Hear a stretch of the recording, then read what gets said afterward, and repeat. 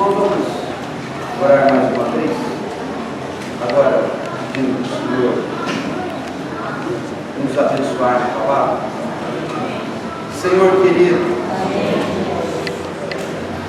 abençoa a nossa comunhão na palavra.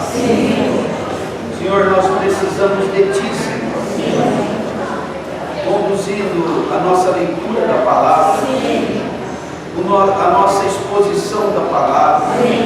Senhor, que tudo seja feito debaixo da condução do Teu Espírito. Senhor, seja o meu falar, seja o ouvir dos santos, que tudo esteja debaixo da unção do Espírito Santo, para que em tudo Cristo seja glorificado, para que Cristo seja tudo e em todos. O Senhor fala conosco, específico o Senhor quer dizer à igreja nessa noite. Confiamos a Ti, Senhor, essa ministração da palavra. Nós te rogamos, Pai, em nome de Jesus. Aleluia. Irmãos, vamos abrir então em Efésios capítulo 3.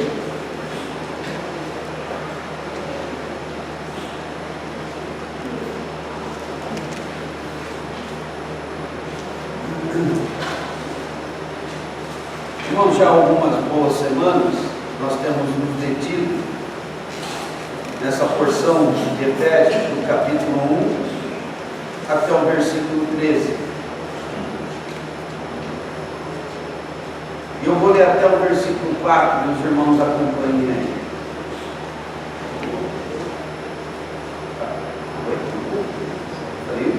Não, 3. Então vamos ler daquele jeito. Eu leio até a metade do versículo, os irmãos completam, tá?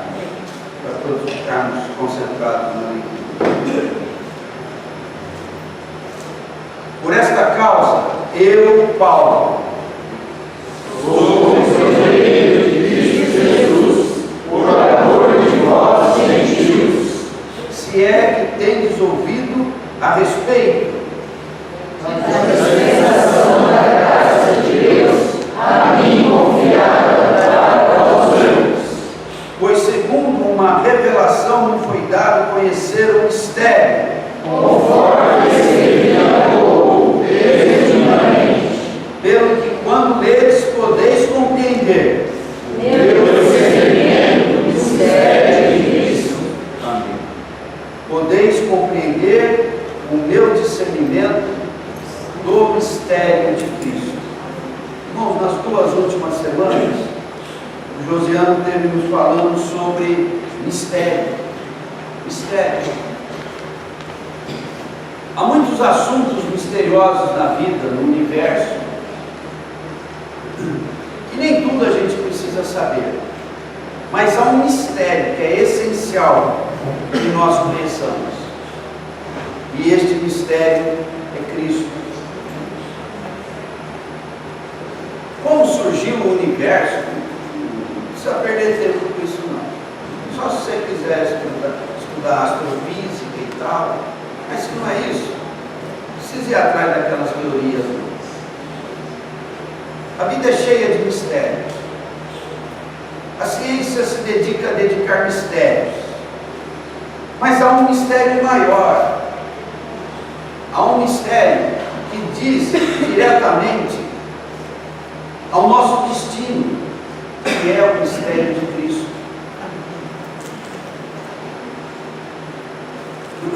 Outro dia eu estava vendo um documentário que de um canal paralelo à TV Cultura, que chama TV Funesp, e ali são aulas universitárias, e cada hora eles estão falando de uma matéria, de um assunto.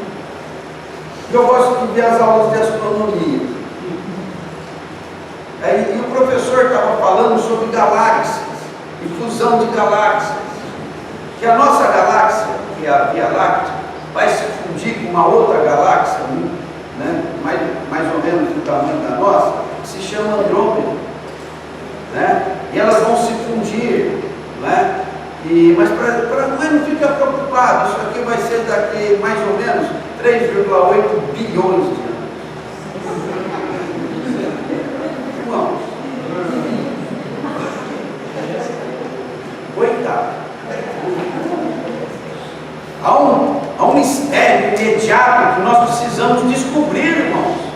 Se não morremos, não é a cura do câncer, é quem é Cristo.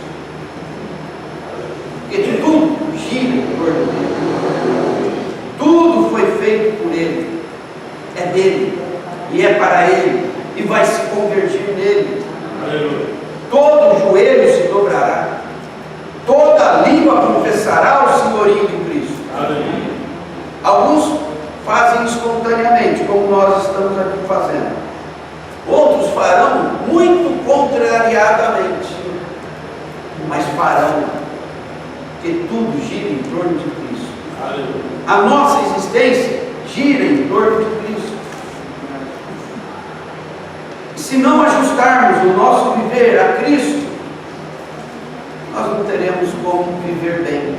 Simplesmente porque fomos criados para Cristo. Então vamos procurar falar um pouco disso, irmãos. Eu vou voltar a ler aqui o capítulo 3 e veja quanta coisa Paulo diz. Então os irmãos vão acompanhando. Eu vou ler de novo o que já lemos. Por esta causa, eu, Paulo, sou prisioneiro de Cristo Jesus, por amor de vós, gentios. Por causa do quê? É do que ele falou no capítulo 1 e no capítulo 2, em que ele expôs, resumidamente, o discernimento que ele tem a respeito do mistério de Cristo.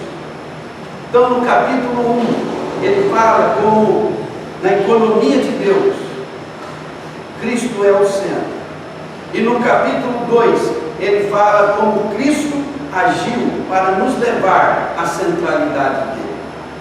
Nós estávamos mortos em nossos delitos e pecados, éramos filhos da ira, caminhávamos para a destruição, éramos escravos do pecado, e lá estávamos nós mortos em nossos pecados.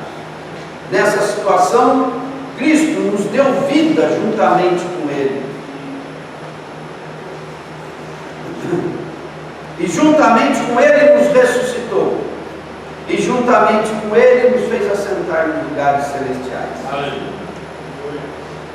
Paulo nos diz que nós fomos salvos pela graça.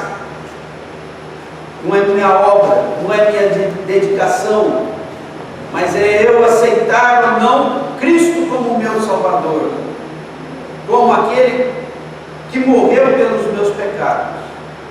Então, pela graça, somos salvos, mediante a fé em Cristo Jesus. E essa salvação e essa fé em Cristo não procede de nós, é dom de Deus. Nem a fé procede de nós, irmãos. Se o Espírito não mover em nós a fé para crermos naquele que morreu, nós não vamos crer. Então, foi Cristo quem morreu para pagar o preço dos nossos pecados. E é o Espírito Santo que se move em nós para nos tirar das nossas trevas e da profunda incredulidade, para nos levar a crer em Cristo e aceitá-lo como nosso Salvador. Então, Paulo, quando ele está expondo estas coisas, ele está falando resumidamente do mistério de Cristo. E aqui nesse versículo 1, Paulo está dizendo que ele agora é prisioneiro de Cristo Jesus, por causa dessa mensagem, por causa dessa revelação que ele recebeu, e que agora ele vive a incumbência que Deus lhe deu. E essa incumbência é pregar aos gentios. Então Paulo antes era o quê? Um perseguidor da igreja, não era isso? Até que um dia, quando ele ia a Damasco para prender os cristãos ali, os que ali invocavam o nome do Senhor, no caminho o Senhor Jesus apareceu para ele. Ele perguntou: Saulo, Saulo, por que me persegues? Dura coisa é recalcitrares contra os aguilhões. Isso foi ao meio-dia, e brilhou ao meio-dia, uma luz maior que a do meio-dia. Cristo glorificado brilhou para ele. e de tão intensa luz ele ficou cego por alguns dias. E quando ele estava caído no chão, o Senhor falando com ele, o Senhor prosseguiu dizendo: mas Paulo, te levanta, te coloca em pé, porque eu tenho que te mandar para os gentios, para lhes abrir os olhos, convertê-los das trevas para a luz, do poder de Satanás para o poder de Deus, e fazê-los herdeiros, receber herança, como aqueles que são santificados pela fé em mim. Vai, Paulo.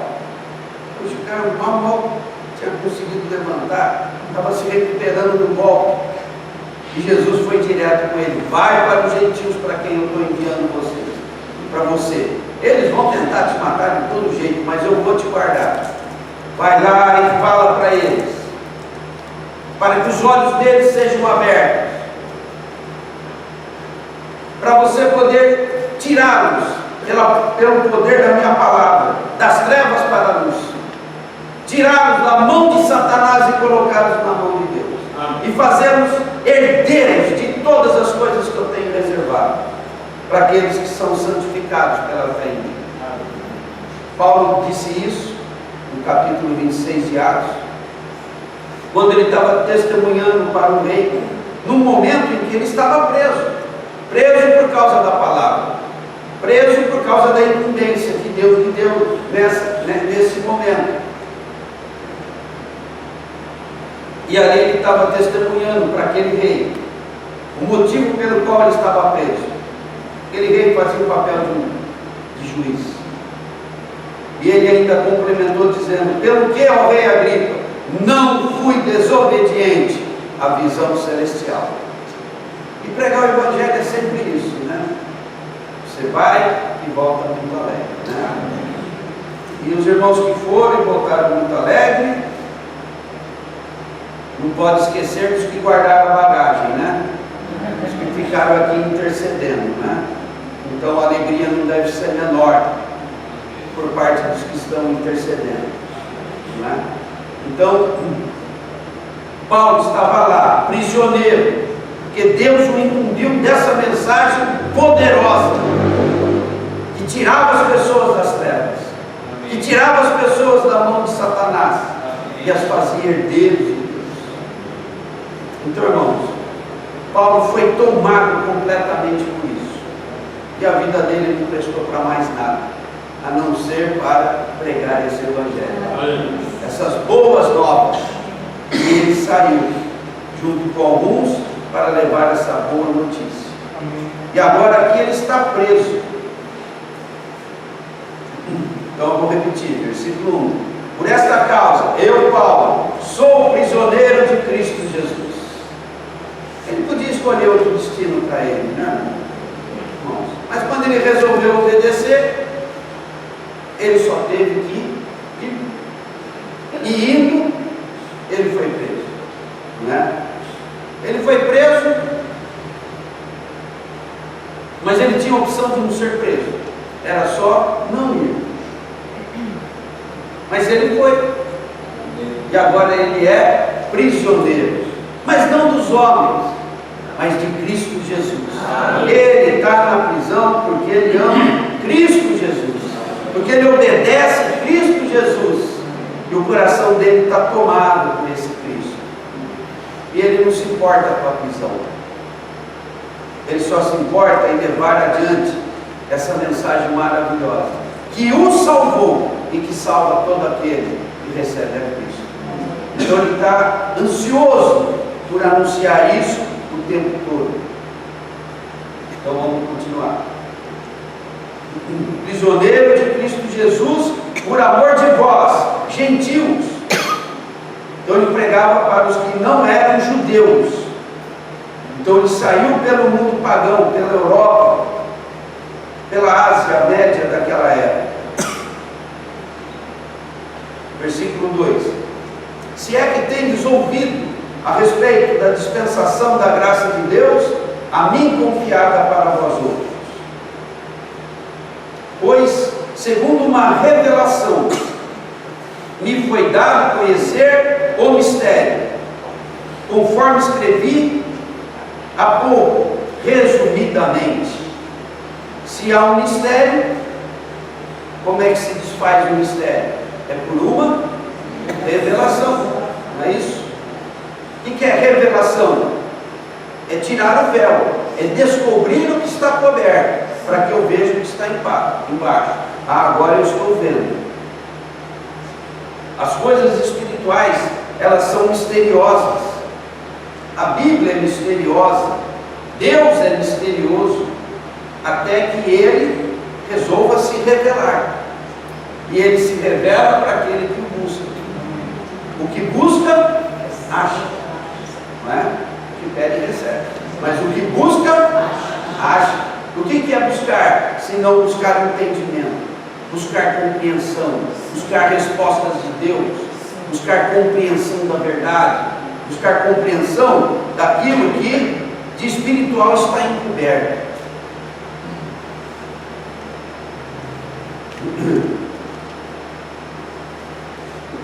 Então, Paulo recebeu de Deus uma revelação a respeito do propósito de Deus com respeito a Cristo.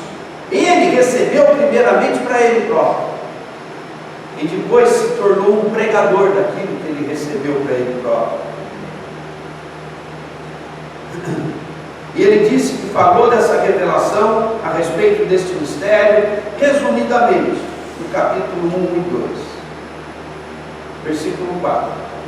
Pelo que quando leres, podeis compreender o meu discernimento do mistério de Cristo, o meu entendimento, a maneira como fui por Deus esclarecido a respeito do mistério de Cristo.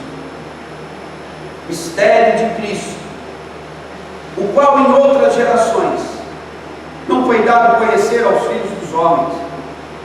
No Velho Testamento isso não foi aberto, ainda que foi profetizado, mas tudo estava envolto de mistério. Os profetas mesmos não entendiam exatamente a respeito do que falavam, e os próprios anjos, nos anos depois para nós, anelavam entender o que estava acontecendo, porque para os próprios anjos tudo isso ainda era misterioso. E como os anjos são criaturas, então eles estão sujeitos ao tempo como nós, ainda que eles sejam muito mais antigos do que nós, mas eles estão acompanhando no tempo o desenrolar, e eles estão vendo e observando, tanto os anjos santos do Senhor, como os anjos malignos que se rebelaram contra o Senhor. Uns exultam e ficam lá cantando: Santo, Santo, Santo, Santinho, Santo, Santo, Santo, porque eles viram. Quem vê fica assim, quem não vê fica assado.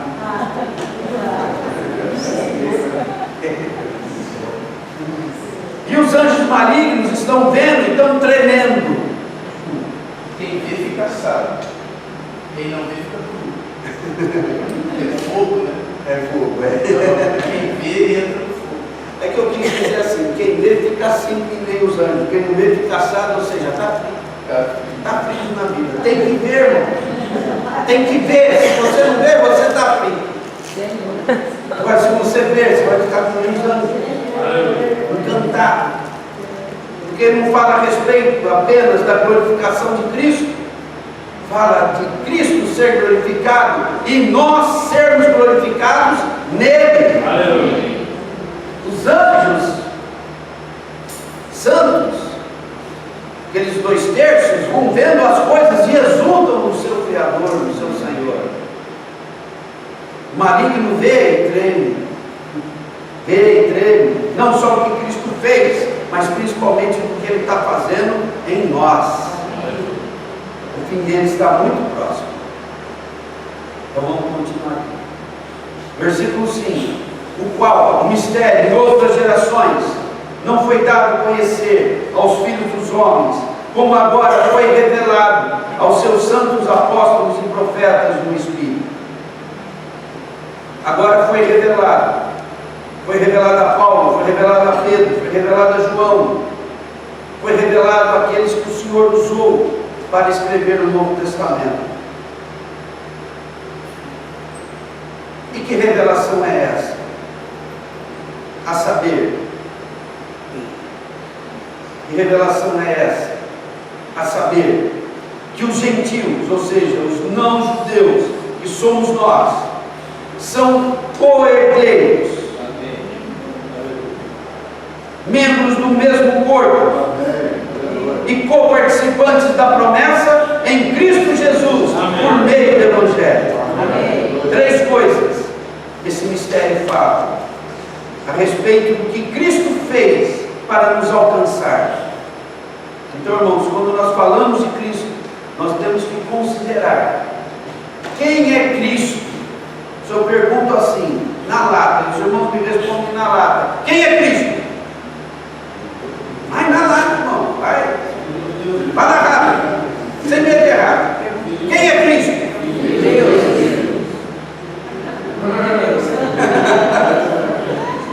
Mas quem é o Filho do Deus vivo? É Deus. Então, se vocês responderem bem rápido, vou dar outra chance, vocês vão dizer Jesus, tá bom? Quem é Cristo? Jesus. Quem recebeu esse título foi Jesus? Para ser Jesus? Cristo. Não é isso? Por que é Jesus Cristo? Porque Ele é o Cristo. Então nós precisamos saber quem é Jesus. E nós vamos falar um pouco disso. Na verdade, não vou me preocupar em falar tudo hoje. Vamos gastar algum tempo aí vendo quem é Cristo. Então eu preciso entender quem é a pessoa de Cristo. Quem é esse? Depois eu tenho que entender o que fez Cristo.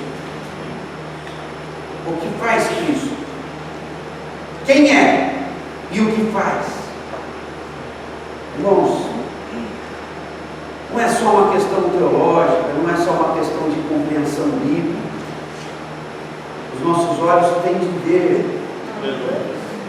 de ver Jesus Cristo. Amém. Quem vê Jesus Cristo, quem tem revelação a respeito de Cristo, quem é, e o que Ele fez, e o que Ele faz,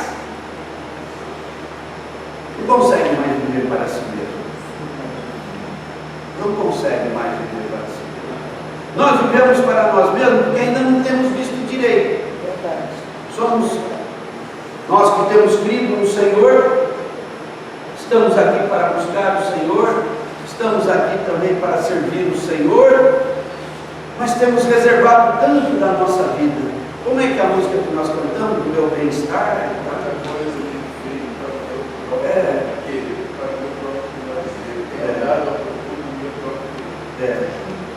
Então, por que, irmãos? Porque ainda nos falta ver mais claramente quem é Jesus Cristo. Né? Então vamos prosseguir aqui. Então, quem é? O que Ele fez? O que Ele está fazendo? O que Ele ainda fará? Tudo está centralizado nele. O Pai confiou todo o seu propósito a Ele. O Espírito Santo, tudo que Ele faz é para promover Cristo em nós. O Pai está concentrado no Filho. O Espírito Santo está concentrado no Filho. E os três agem de uma maneira totalmente sincronizados, harmoniosos, de uma maneira que eu falei um pouco ontem à noite. Então toda a Trindade, o amor do Pai é para que tenhamos a graça do Filho, a comunhão do Espírito Santo é para que vivamos nessa graça do Filho. Então o que é que Ele faz? Qual foi o ofício dele? Qual é o trabalho dele? Qual é o encargo dele? No que Cristo está empenhado? Qual é o papel dele em toda a economia de Deus? Temos que conhecer quem é a pessoa e o que faz. Então, voltando aqui, versículo 6, isso é o que Ele faz. parte do que ele faz. É tornar os gentios, somos nós, junto com os judeus, é claro, né? Mas Paulo está falando do encargo que ele recebeu do Senhor, que era pregar mais especificamente aos gentios. Cristo nos faz co-herdeiros com Ele, nos faz membros de um mesmo corpo, o corpo de Cristo, e nos faz co-participantes de toda a promessa que foi profetizado no Velho Testamento e que está em Cristo Jesus. Versículo 7: do qual foi constituído ministro desse Evangelho, que anuncia o mistério de Cristo. O que quer dizer Evangelho? Boas novas, né? A vida é tão ruim, o mundo é tão ruim, tudo caminha para um caos. Estou falando, o mundo caminha para um caos, a vida humana caminha para um caos, a morte. Nós precisamos de boa notícia, né, gente? Tem boa notícia? A coisa pode ser diferente? Aleluia. Por isso que temos que pregar o Evangelho. Versículo 7: do qual, deste Evangelho, fui constituído ministro, conforme o dom da graça de Deus a mim concedida, segundo a força operante do seu poder. Então Paulo era ministro, conforme um dom que ele recebeu, junto com a graça, e segundo a força operante do seu poder. Aqui ele está se referindo à atuação do Espírito Santo no trabalho dele. Versículo 8: a mim, o menor de todos os santos. Paulo era uma pessoa que se tornou muito humilde, né? O menor de todos os santos. Me foi dada esta graça de pregar aos gentios o Evangelho, ou seja, de anunciar aos gentios as insondáveis riquezas de Cristo. Insondáveis riquezas de Cristo. Cristo, Ele é rico em tudo aquilo que Ele quer nos fazer herdeiros. Cristo é insondavelmente rico em tudo aquilo que Ele quer nos fazer participantes. Mas não vamos falar disso, vamos prosseguir. E manifestar qual seja a dispensação do mistério, ou a comunhão do mistério. Então, Paulo pregava o Evangelho, pregava as insondáveis riquezas de Cristo como seu Evangelho, e manifestava. Qual era? Onde está a palavra dispensação? A palavra grega aqui é koinonia, que significa comunhão. E manifestar qual seja a comunhão do mistério. Significa a comunhão do mistério. O que tudo isso tem a ver comigo? Como isso se relaciona a mim? Então Paulo está dizendo: Cristo tem riquezas insondáveis. E tudo isso Ele quer trazer a comunhão com você. De todas as suas riquezas insondáveis, Cristo quer nos fazer participantes. Ele quer encher o nosso viver com todas as suas insondáveis riquezas. E manifestar qual seja a nossa comunhão nesse mistério, a nossa participação nesse mistério, desde os séculos, oculta em Deus que criou todas as coisas. Versículo 10: para que pela igreja, ou seja, à medida em que nós vamos nos enchendo das insondáveis riquezas de Cristo, como a Kelly compartilhou, à medida que eu renuncio, não é? Renuncio como Paulo, para me reduzir a que quero? A prisioneiro de Cristo Jesus, não é verdade? Então, quanto mais eu restringo o que eu quero, o que eu gosto, o meu plano, os meus objetivos, para dar lugar ao que Deus gosta, aos planos de Deus, aos das riquezas de Cristo. Não é isso? Vou me tornando participante. Aí eu fico que nem o Francisco. Cadê o André? Como é que é o André? Por que ele falou do Francisco? Não? É isso aí. É o Francisco sempre alegre. Né? Não é legal ter uma queda sempre alegre? Isso vai ajudar bastante, né? É para um dragão uma queda sempre alegre em casa, hein?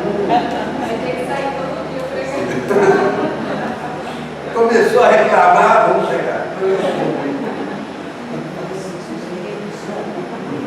Vamos pregar. Vamos ver a situação dos outros. E a situação que Deus já fez na nossa vida, né? Aí nós vamos ficar sempre alegres. Senhor querido. Então, irmãos, na medida em que nós nos tornamos participantes em todo esse mistério, que vai deixando de ser mistério, porque eu experimento e entro nele, né? Que eu vejo e entro nele. Em João, capítulo 3, quando o Senhor fala com Nicodemos, primeiro ele fala de quem não nascer de novo não pode ver o reino de Deus. Aí uma segunda vez ele fala, aquele que não nascer da água e do Espírito não pode entrar. Irmãos, o reino de Deus tem tudo a ver com esse mistério. A princípio, nós vemos, mas o passo necessário a ser dado ainda é entrarmos na realidade do reino. Não é? Entrarmos na realidade do reino. De maneira que a nossa vida vai se envolvendo profundamente com Cristo, com o Rei e com o reino. E nós vamos viver essa realidade celestial, ainda que no nosso viver terreno. O versículo 10 diz, para que pela igreja, ou seja, na medida em que nos tornamos participantes como igreja de Deus, para que pela igreja a multiforme sabedoria de Deus se torne conhecida agora dos principados e potestades dos lugares celestiais, segundo o eterno propósito que estabeleceu em Cristo nosso Senhor. Irmãos, à medida em que nós vamos nos tornando participantes das insondáveis riquezas de Cristo, à medida em que nós vamos entrando para dentro da realidade do reino, a sabedoria de Deus vai ser sendo revelada em nós. O que Deus faz vai ganhando um testemunho. Irmãos, porque não basta nós conhecermos, nós temos que nos tornar o que vemos. O propósito de Deus é nos tornar o que vemos. Um primeiro momento é vermos, há um reino, há um Deus.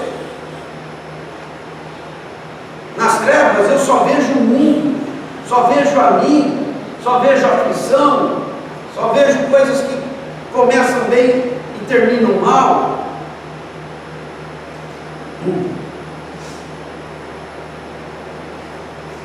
Até que a luz brilha e eu vejo que há um outro lado da minha existência que me foi roubado pelo pecado, mas que me é restituído pela salvação que há em Cristo. Amém. Então, quando o Senhor começa a visitar e o meu coração se abre, a luz começa a brilhar para eu ver que há um reino de Deus. Puxa, eu achei que Deus criou o mundo e falou, se vira aí, moçada. Não, Deus se importa comigo, Deus está muito ligado à minha vida, Ele se importa demais, ao ponto de me dar o seu filho como sacrifício por mim. Aí eu vou descobrindo que Deus não está de costas viradas para o mundo, Deus não está indiferente ao que criou, Deus está totalmente empenhado no que criou, para alcançar o que Ele tem como propósito no seu coração. Mas os meus olhos estavam cegos, não podiam ver. Mas quando eu vejo que há um reino, então a minha perspectiva de vida começa a mudar. Mas ainda há algo para frente, um passo a ser dado, para que isso se torne a minha realidade presente. E isso tem o poder de transformar a minha vida. Eu tenho que entrar no reino. Romanos capítulo 14 diz o quê? O reino de Deus não é comida nem bebida, mas é justiça, paz e alegria do Espírito Santo. O reino de Deus é justiça, paz e alegria no Espírito Santo. Então o Espírito Santo me é dado também para que eu entre no reino, entre na realidade do que é celestial. Aí eu vou começar a experimentar um viver que se transforma em justo, paz e alegre. Então, irmãos, essa é a maneira como o mistério vai sendo trabalhado em nós e vai deixando de ser mistério, se torna revelação e em seguida se torna experiência concreta, transformando o meu viver. Isso tudo, à medida em que eu vou entrando para dentro da realidade do reino, o Senhor vai transformando a minha vida num viver justo, não de acordo com o padrão humano, ou muito menos do que, de acordo com o que eu julgo ser certo, mas de acordo com o padrão divino de justiça. Então as pessoas vão me observando. Puxa, olha aquela pessoa, está diferente, hein? Você viu como fulano está diferente? Por quê? Porque ela está entrando e a justiça de Deus está entrando nela e está transformando. As pessoas observam a paz daquele que está entrando no reino. Eles observam a alegria daquele que está vivendo no reino. E as pessoas de fora observando podem começar a entender o que Deus faz. Começam a entender qual é o propósito de Deus, pelo testemunho daquele que entra na realidade do mistério, que entra na realidade de Cristo e do seu reino. Está aqui na terra, o mundo ainda é de aflição, mas aquela pessoa vive ou começa a viver de maneira diferente. Verdade. Às vezes a minha família já também falava comigo, né? Aí perguntou para mim, está tudo bem? Eu, tudo bem. Aí outra vez eu, tudo bem? Tudo bem. Aí outro dia uma situação, uma delas falou assim, tudo bem, Denise? Eu falei, tudo bem. Ah, a Denise está tudo certo sempre, porque ela tem Deus, então ela nunca tem problema. Ela se sempre está reclamando da vida, das coisas. Não, problema a gente tem. É que com Deus ele tem a solução deles todos, né? Então está tudo bem, né? A gente só espera um pouquinho e ele vai resolvendo tudo, né? Então está tudo bem. Graças a Deus. Pode.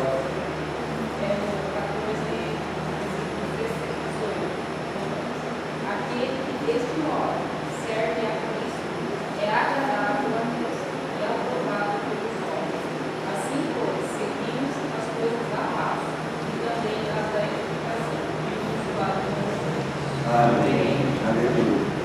Graças a Deus. Então, irmãos, o versículo 10 nos diz: para que pela igreja, aqueles que estão vendo e entrando na realidade do reino, a multiforme sabedoria se torne conhecida agora dos principados e potestades nos lugares celestiais. Irmãos, o que são principados e potestades? Aqui no livro de Efésios, ou em qualquer lugar da Bíblia. Não só demônios, está falando dos anjos, os bons e os maus, né? Porque Deus organizou os anjos de uma maneira muito hierárquica. E quando os anjos, aquele 1/3 se rebelou, eles mantiveram parte daquela estrutura hierárquica, né? Então, só que agora no seu reino maligno, como adversário de Deus. Mas aqui na Epístola aos Efésios, Paulo se refere sempre às hostes malignas, aos anjos malignos. Então, por exemplo, no capítulo 1, observem aí. No capítulo 1, versículo 17. Nós temos, que já compartilhamos tanto, né? Nós temos a oração de Paulo. Para que o Deus de nosso Senhor Jesus Cristo, é por isso que Paulo está orando pelos Efésios, orando para quê? Para que o Deus de nosso Senhor Jesus Cristo, o Pai da glória, vos conceda espírito de sabedoria e de revelação no pleno conhecimento dele, iluminados os olhos do vosso coração, para saberdes, e aqui ele fala de 3 coisas. A primeira, para sabermos o quê? Qual a esperança do nosso chamamento? Por que nos tornamos cristãos? Segundo, qual a riqueza da glória da sua herança nos santos? O que temos por receber? E a terceira, coisa para a qual os olhos do nosso coração têm de estar abertos, iluminados para compreendermos qual é a suprema grandeza do seu poder para, aqui está, a melhor tradução seria, para nós, os que cremos, segundo a eficácia da força do seu poder. Nós precisamos saber que poder que nós temos para ser cristãos, e que poder é que age em nós, para Cristo se realizar em seu mistério na nossa vida. Que poder é esse? Versículo 20. Esse poder é o que ele exerceu em Cristo, ressuscitando dentre os mortos e fazendo-o sentar à sua direita nos lugares celestiais. Então, que poder que está agindo em nós? É o mesmo que tirou Cristo da morte, é o mesmo poder que fez Cristo ressuscitar e o colocar nos lugares celestiais. Versículo 21. Acima de todo principado e potestade, e poder, e domínio, e de todo nome que se possa referir, não só no presente século, mas também no vindouro. E pôs todas as coisas debaixo dos seus pés. E para ser cabeça sobre todas as coisas, o deu à igreja, a qual é o seu corpo, a plenitude daquele que a tudo enche em todas as coisas. Há um poder operando para realizar tudo isso. Esse poder é para nós que temos crido no Senhor. E esse poder nos coloca acima dos principados e potestades. Nos coloca acima de todo o poder do diabo, acima de todo o poder dos demônios. Amém? Amém. Tá bom para vocês? Vocês querem mais? Mas que estão aí com jeito que quer mais? Ou não está entendendo? Aí no capítulo 3 eu estou falando das potestades, tá? Então, quando Paulo se refere a principados e potestades, é algo que nós temos que estar acima do domínio, debaixo dos nossos pés, na posição celestial que Cristo nos deu.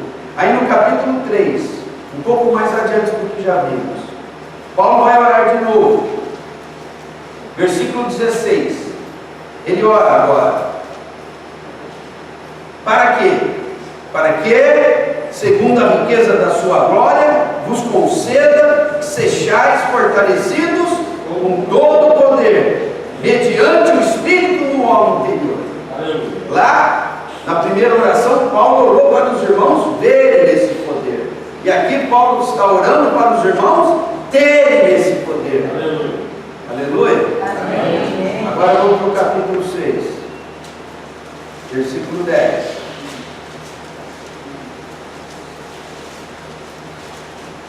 Quanto ao mais, sede fortalecidos no Senhor e na força do seu poder. Já falamos desse poder, que agora vai começar a luta. 11.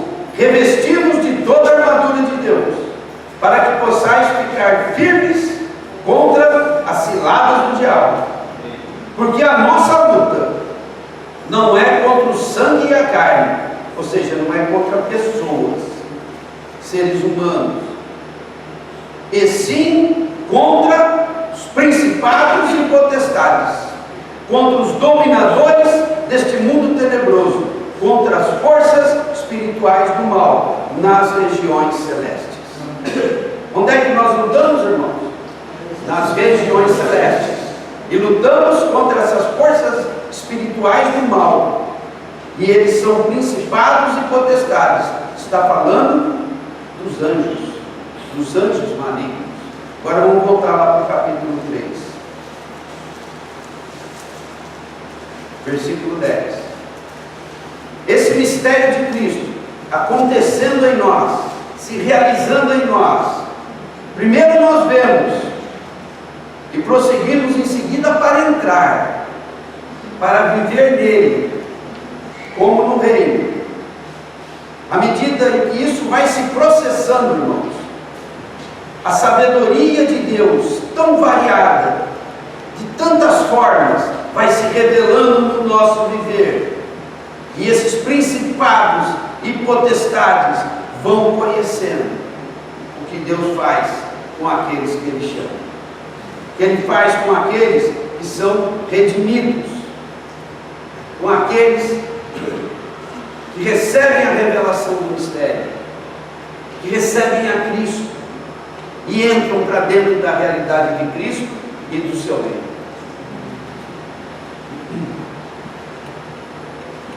Senhor querido.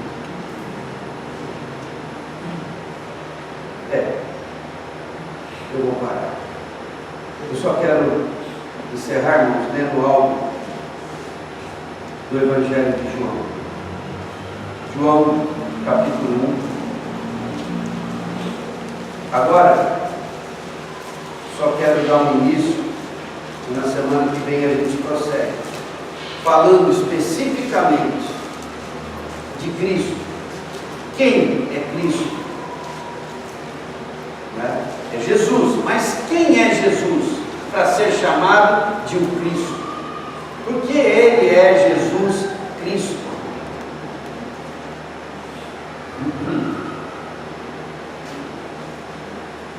Bom, não vou falar não. Semana que vem a gente fala. Se for conversar, vai ficar muito incompleto.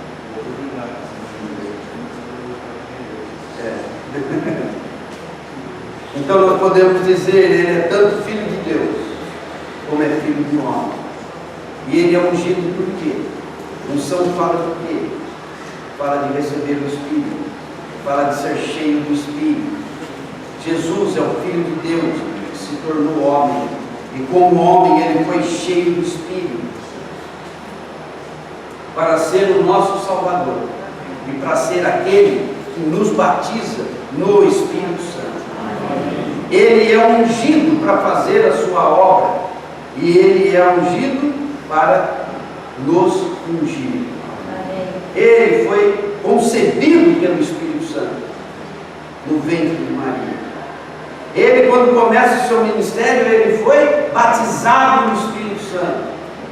E João Batista, quando o apresentou, falou o que a respeito dele? Ele é o Cordeiro de Deus, que tira o pecado do mundo. Não é isso? Isso com respeito à nossa redenção. Mas João Batista também ele falou: eu batizo com água para arrependimento, mas depois de mim vem um de quem eu não posso nem desatar-lhe as sandálias. Não sou digno de desatar-lhe as sandálias. Esse nos batizará com o Espírito Santo. Então ele é ungido para nos ungir, para nos salvar e nos encher do Espírito Santo. Amém? Na semana que vem a gente fala com mais calma. Amém? Vamos ficar de pé para nós orarmos?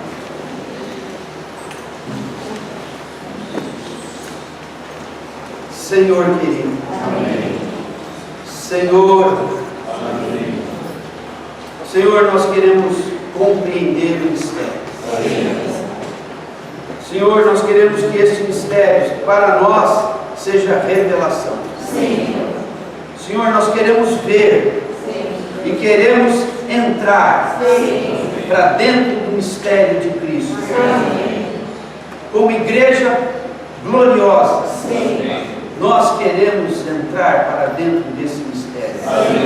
Senhor, nós queremos que aquilo que o Senhor propôs em Cristo, ó Pai, esteja por meio do Espírito, sendo intensamente trabalhado no nosso ser e manifestado no nosso viver, para que o universo contemple e vá entendendo pelos fatos. Os anjos vão entendendo, os homens à nossa volta vão entendendo o que é que Deus faz na vida daquele que entra para ser participante do mistério de Cristo. Ó Senhor amado, tem misericórdia de nós e leva-nos à plena realidade de todas estas coisas, pelas quais nós te adoramos e nos prostramos diante de ti e nos entregamos a ti e nos oferecemos sobre o teu altar para sermos para ti este propósito, um sacrifício vivo, santo e agradável. Oh Senhor amado, obrigado pela tua palavra, obrigado pela tua luz, obrigado pela realidade que o Senhor nos traz. Louvado seja Deus. Amém.